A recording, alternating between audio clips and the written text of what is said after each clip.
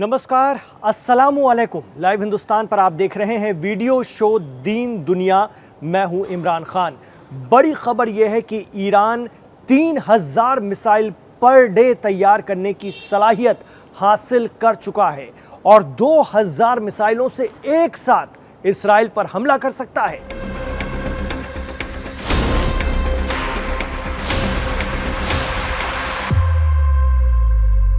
समंदर में ईरान की नेवी ने अपनी मिसाइलों का तजुर्बा कर लिया है और वो ये सब जून में हुई 12 दिनों की ईरान इसराइल जंग के बाद से लगातार कर रहे हैं। आप सोच रहे होंगे कि इसमें नया क्या है। ये बातें तो हम आपको पहले भी बताते रहे हैं, लेकिन इसी से जुड़ी एक बहुत बड़ी खबर ये आ रही है कि इसराइल के पीएम नेतन्याहू ट्रंप से इजाजत लेने अमेरिका जा रहे हैं कि एक बार फिर ईरान को सबक सिखाना है। जी हां, ईरान पर हमले का ऑर्डर लेने ट्रंप के पास जा रहे हैं नेतन्याहू। प्रेसिडेंट ट्रंप और पीएम नेतन्याहू इस महीने की आखिर में फ्लोरिडा में ट्रंप के बंगले मार-ए-लागो स्टेट में मिलने वाले हैं और तारीख 29 दिसंबर बताई जा रही है। मीडिया रिपोर्ट में इस्राएली सूत्रों का कहना है कि नेतन्याहू ईरान की कार्रवाई का जवाब देने के लिए अमेरिकी प्रेसिडेंट को कई मिलिट्री ऑप्शन बताने की योजना बना रहे हैं, जिसमें इसराइल का पहला हमला या अमेरिका के साथ मिलकर जॉइंट ऑपरेशन शामिल है। इसके पहले 13 जून को भी इसराइल ने ईरान पर सुबह सुबह पहले हमला किया था और पासदारान इस्लाम यानी IRGC की टॉप लीडरशिप को खत्म कर दिया था। इतना ही नहीं, कुछ साइंसदान भी मारे गए थे, वैज्ञानिक भी मारे गए थे, जिसका जवाब उसी शाम को ईरान ने दिया था और इसराइल को 12 दिनों में अपनी ताकत का एहसास करा दिया था। हालात ये बने कि इसराइल का कोना कोना जल रहा था। ये इसराइल के इतिहास में पहली ऐसी जंग थी जहां उसे बराबरी से चैलेंज मिला था। ऐसे में नेतन्याहू चाहते हैं कि ईरान पर इस बार अमेरिका और इसराइल मिलकर हमला करें।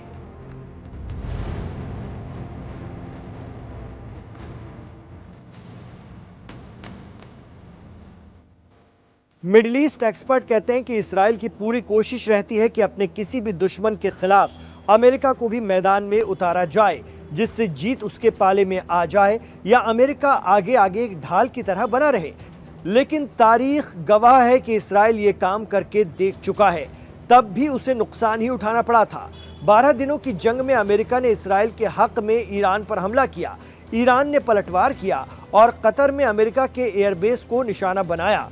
अमेरिका को इस बात का अंदाजा बिल्कुल नहीं था कि ईरान क्या कर सकता है। इसके बाद अमेरिका ने ही जंगबंदी का ऐलान कर दिया। इसी तरह यमन में ईरान हिमायती अंसारुल्लाह से भी इसराइल के लिए अमेरिका भिड़ा था।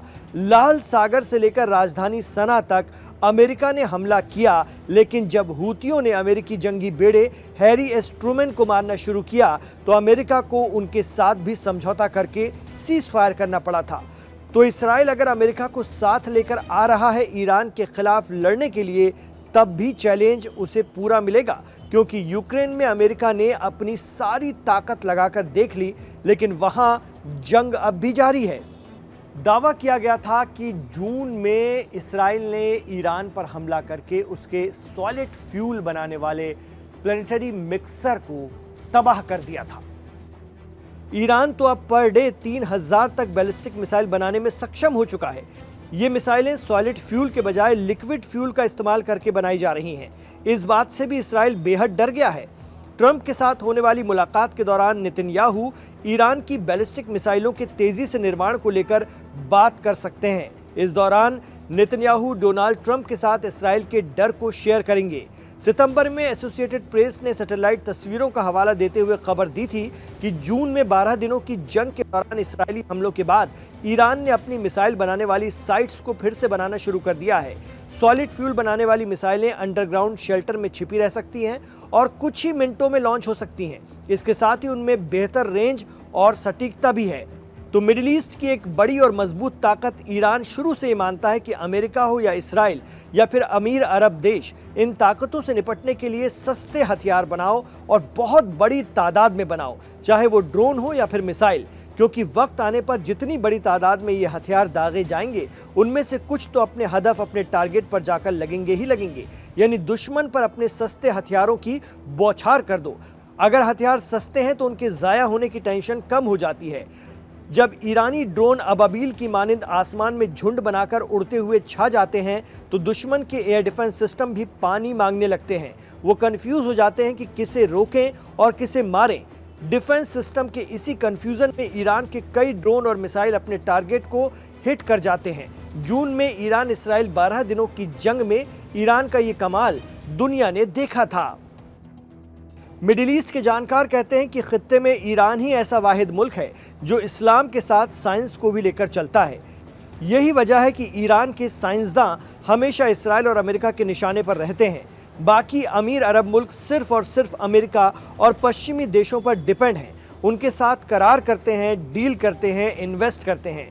लेकिन ईरान तमाम सैंक्शंस के बावजूद भी अपने डिफेंस सेक्टर में बहुत आगे बढ़ गया है। यही वजह है कि अमेरिका को भी ईरानी हथियारों की रिवर्स इंजीनियरिंग तक करनी पड़ रही है।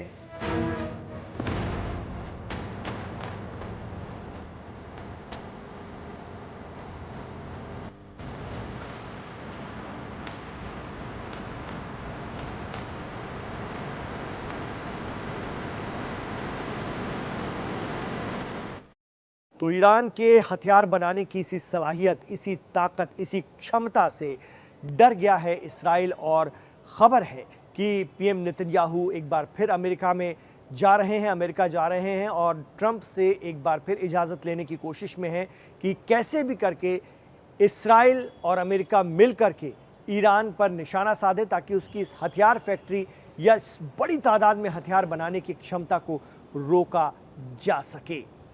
क्या लगता है आपको, अमेरिका इस बात की इजाज़त देगा तब जबकि प्रेसिडेंट ट्रंप ये कहते रहे हैं कि वो दुनिया में शांति दूत की भूमिका में हैं और हर जगह की जंग ख़त्म कराना चाहते हैं। हालांकि जब से वो इक़्तिदार में आए हैं ऐसा कुछ भी नहीं हुआ है। लगातार जंगें बढ़ी ही हैं और जारी भी हैं, बल्कि हुई हैं।